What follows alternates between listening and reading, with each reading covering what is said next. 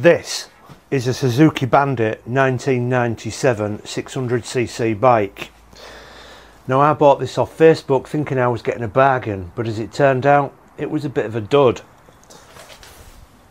Because soon after, it stopped working. Now, the petrol tank was full of debris, tank liner, all kinds of rubbish in there. So I've had to take the tank off, clean it out. Had to take the carburetors off, clean those out. And eventually we got the bike started after a new battery, but it's not ready to run just yet. So we have got this, a box of parts. What we're going to do today is we're going to get an inline filter to put between the tank and the carburetor to just help clean up more of that debris. Got to change this engine casing down here, and then we're going to give it an oil change and a new oil filter and see how she runs.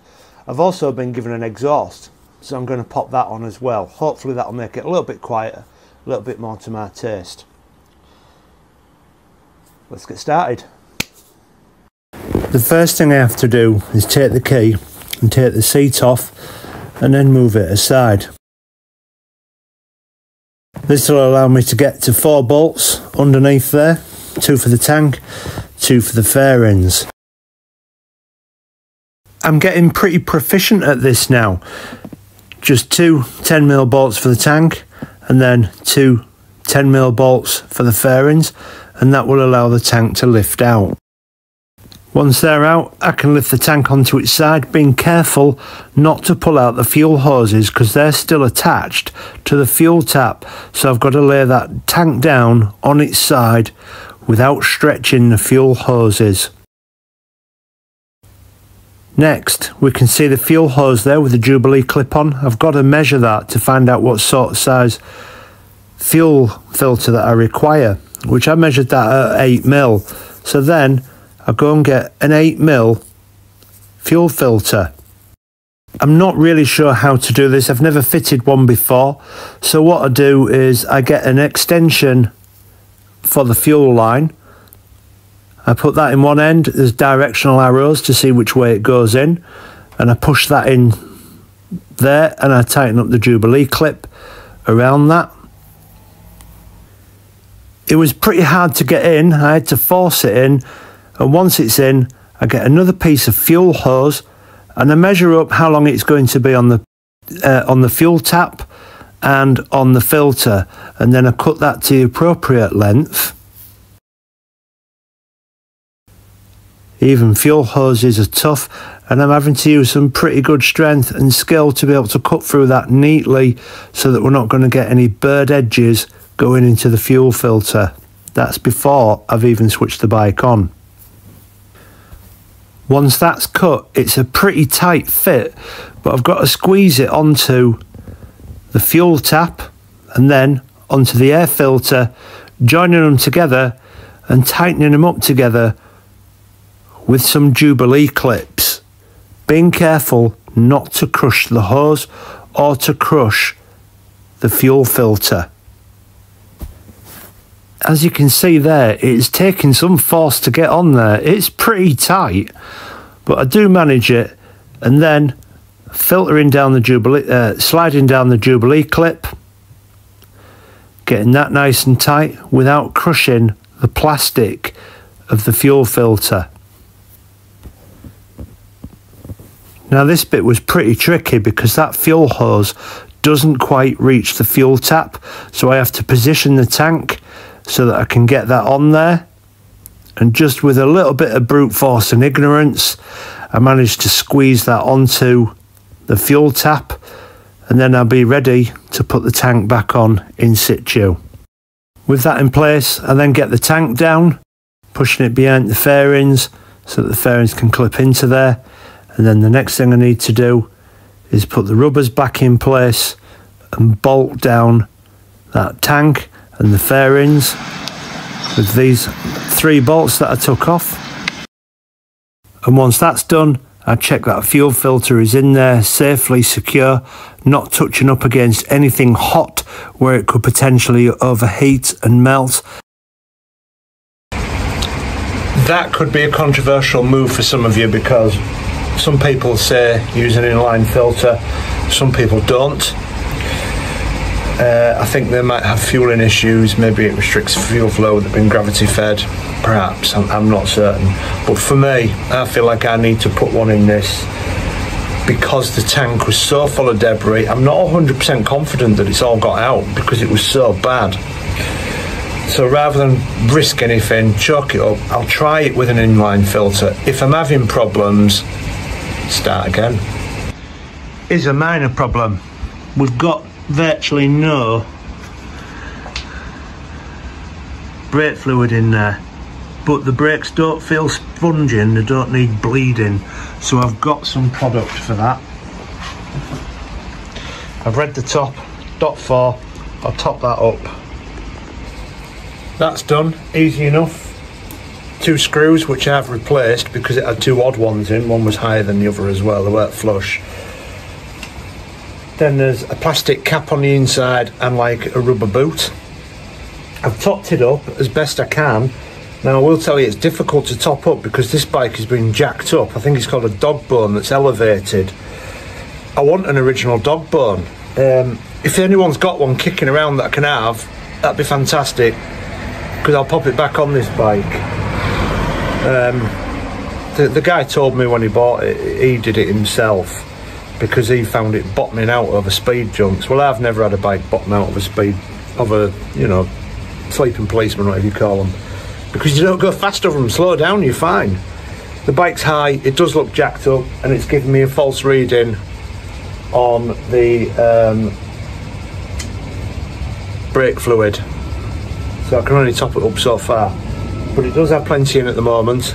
So if you have got a dog bone, I'm going to put my email in there, my nmcgpost at I think it's gmail.com, but I'll put it down below. Check it down there, drop us an email, especially if you're local, I'll come and pick it up.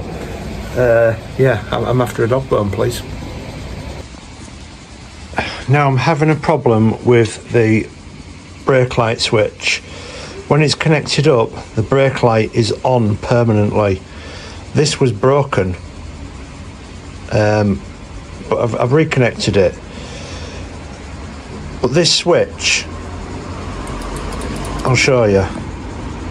It's difficult to show you, but I've connected it up. And when I press that, it's actually not working anymore, but it was permanently on until I pressed it and then it switched off. I've got a replacement one, so I'll put that one on and see if that does anything. So here's the new one,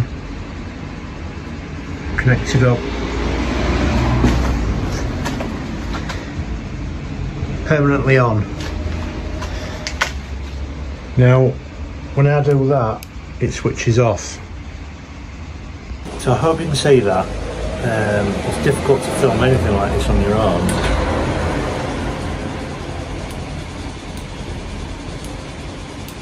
Could it just be the wires that are the wrong way around?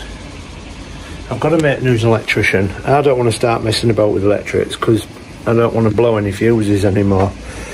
I'll give him a quick call and I'll show him what's going on. He might be able to just say, try swap the wires around. Some of you will be watching this right now, shaking your head, what's he doing? I'm a genuine clown. The switch is permanently depressed. Means pushed in, which the brake light will be off. Then when you pull the lever, it lets the switch out, bringing the light on. So that is why when it's disconnected, the brake light's on permanently, and I thought it was electrical error. My mate's gonna fucking have a right field day with me. I'll get this hooked up. What an idiot. Now, I genuinely feel a right clown about that, so I'm going to test that, see if I've resolved it. What an idiot, man. Just excuse me while I give the bike a reach around to see if we've resolved it. The brake light should be off, and when I pull the lever, it should come on. Yeah, look at that. What an idiot. Next, we're going to get a bike jacked up onto a paddock stand. Get it warmed up and drop the oil. Now I've got everything ready to go. I'm going to change, at this point, the oil, plug and crush washer. Fine if you don't replace those. I am on this bike because I don't know it and I want to know that it's been done. Same with the oil.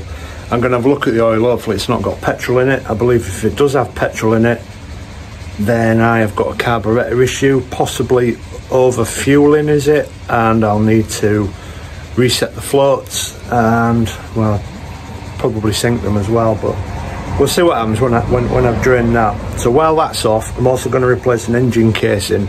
I've not got an OEM engine casing because I'm not paying 80 quid for one. Not when I can get one for 30 quid. It will do for me. I know if that one goes down on the original one, it will probably scratch it and crack it. Whereas I can tell you on these replacement ones for 30 quid, if that goes down, it'll shatter it.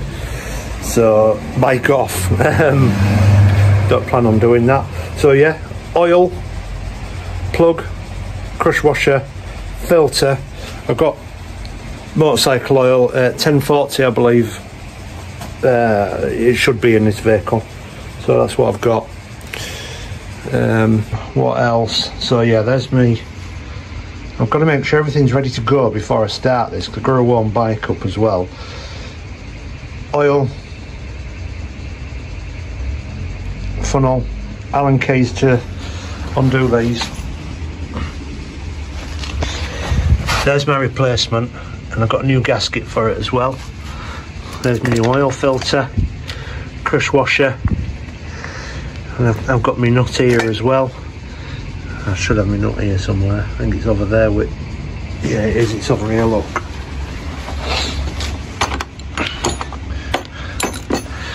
Because I've also got my 19mm socket, a couple of tools for changing oil filter with, and there's my Allen key ready to go. Alright, I'm not going to teach you how to change an oil. You don't need to see that. There's loads of people doing this on the internet. This is about me doing stuff I don't know how to do. Alright, wish me luck. When you make these videos, the audience doesn't see a lot of what goes on in the background, but I've had a nightmare. 19mm socket for the new plug, and I didn't have a socket big enough for the old plug. I thought it would be 19mm, but it was 21. I don't have hardly any tools. If you've been watching this series, you'll know that. So I've had to go out and I've had to try and find a 21mm socket, but I wasn't sure if it was 21, so I bought a 20 and a 21. So I've got them both now anyway. So now I'm ready to start the bike because I've got everything there. I want to get the oil warmed up so it flows out easy. I've got my oil pan and everything, and I've got something to pour it into. I'll dispose of the battery and the oil at the local household waste disposal site, dispose of it responsibly and correctly. The inline filter is dry, there's no fuel through it yet, so I've listened and I'm trying to remember, but I'll prime, watch it fill up, and then I'll get the bike started, and then I'll get on and do what I need to do.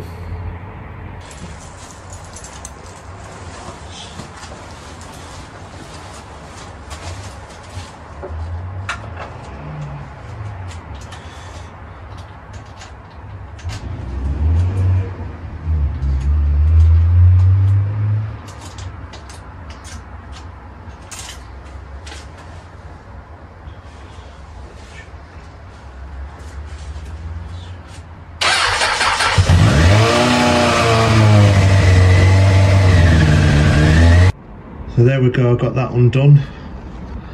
There's my oil. It don't look too bad actually, but I want to clean it. I want new oil in it. I don't trust that oil. I'm going to put a new filter on it, which is that thing there. I'll cover them pipes up because it looks like if they're a bit warm then hot oil will go on those. But yeah, I'll get this drained. So I think I've got more or less all the oil out. Filter's off, it's just dripping away. I'm going to take this side off next and get this sorted out before out else. I don't know if oil will piss out of there or not, but I'll be prepared for it. Okay, so you might be asking why I've taken this engine cover off. It's because it is so dented. It's got filler in there and cracks. Now the cracks are so small that it's been leaking oil. Such small amounts of residue seeping through, so I've had to replace it. So I'll get this gasket off on here. I'll get this off, I'll get it cleaned up. There is a part there that's on here. Now this looks different to the one I've got, so I'm going to have to see about getting that out of there and back into here, but that looks like the only one. That's interesting, that.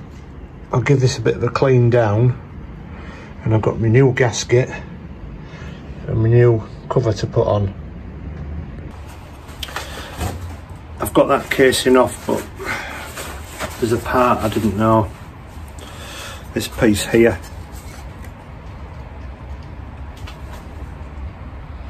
That'll come out and transfer onto the other one, but I don't have a way to get that out.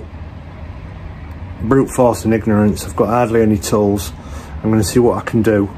I didn't really want to leave the bike as it is with no oil in it. So what I might do is just seal it up with all the plugs and everything before I fill it up with oil, because I'm going to have to take this off again to put a new one of those in if I can't get that one out. I'll see how I go.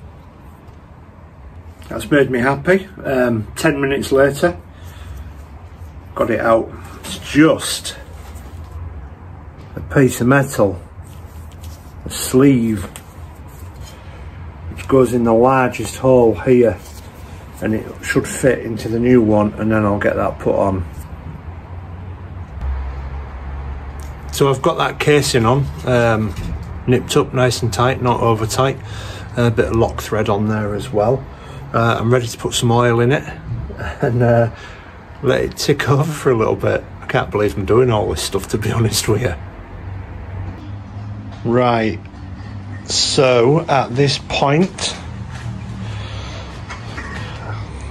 this is what we're looking like. We've got our inline filter in there. We'll try that out. Hopefully it won't restrict flow. I did level the bike up to top up for 3.5 litres of oil. We've got a new oil filter on, got a new butt plug in it. I say a butt plug, you know what I mean, an oil plug. And we've also got our cover on the side here, new, tight, and then nipped up, but not too tight. I've not torqued it because I ain't got a torque wrench. So it should be fine, but I've got some lock thread on there as well, and I also know to check this stuff out. So I was just waiting for some traffic to pass then. I've still got this exhaust to fit down there, what somebody gave me, thankfully. My indicators flash fast, so I need to find the relay switch on this bike and find out what it is, and then change it over to an appropriate pinned one, apparently. So where are we at? Carbs, tank, inline filter, seems to run okay. I've got to let it start up and tick over for a while. I've got to get down the household waste because I need to get rid of that battery appropriately and my engine oil appropriately. And then I'll get it started up and let it tick over for a bit. So far, I'm pretty pleased with what we've done. I've had the carbs off, cleaned, rebuilt. I did miss some things there. I didn't do the balancing screw. I didn't measure the float height. I'm mentioning that because I've got an issue. Tank cleaned out, got a filter on now, engine casing changed, oil and oil filter changed. The old oil smelt a bit petrol-y. Telling you that because that might be a clue. So I took it for a ride last night. I quite literally went round the block So it was a mile, because it was 22.8 and now it's 23.8. When I pulled up to some traffic lights, it started losing power, not because I was letting the throttle off. It just felt like it was lagging and losing power, and then when I got to the light, it stalled. The engine was fairly warm. It wouldn't restart without the choke, but there was no power. When I was trying to move forward and get on, not like an idiot, it just wasn't moving very well. There was no acceleration there really. I don't know what the rev counter was doing, but I do know it was revving its balls off and it wasn't going anywhere, or it sounded like it, because I've got a stupid loud exhaust on it like a dick. So starts okay, ticks over okay. I've had the idle sorted. There's no power to it. There's no power delivery when I'm trying to accelerate forward. It goes, but it's so slow, it's unbelievable. And then stalled at the traffic lights. That's the issue it had before. Now I'm thinking what I need to do is take the carbs off again, have a look at those, set the float height, or check the float height, which I believe is 22 mil. Adjust the screws, take those out, clean them up. I've got some new parts to put in. I'm not changing the jets. The needles flow freely. I need to note down what numbers are on the jets to make sure, see if the stock off, somebody's fiddled around with those. My exhaust is a 4:1. Is that standard? You tell me. So yeah, I think I've got to take the carbs off, clean them out, rebuild them again properly this time, because I have a bit of an idea on what I'm doing, thanks to you lot. So I need your help really. I need advice. What do I need to do? Why is it doing that? What could potentially that be? The next video will be me doing all that. I'm putting this one out now so that you've got it and I can read your advice before I start taking these carbs off. What else was I going to say? Yeah, I think that's pretty much about it. Oh yeah, plugs. Once I've got the tank off, I'm going to take the spark plugs out and I'm going to look at the condition of those. I was told this bike was serviced before I bought it. Maybe it was. Some of you said that my air filter was clean, so I've reused that, but I have changed the oil filter and oil and sump plug. So I want to know if they're carbonated, black. I want to know if they're white. What sort of condition are they in? We'll see that in the next video. Yeah, I need your help. I thought I'd fixed it. I guess I'd fixed it so it's running, but it's not running as well as it should be, even though it's running a lot better than it was. Please, I read every comment. I might not be able to reply to every reply, but I read every comment and I do try my best to thank you. So help us out, please. And I'll see you in the next one. We'll see what happens.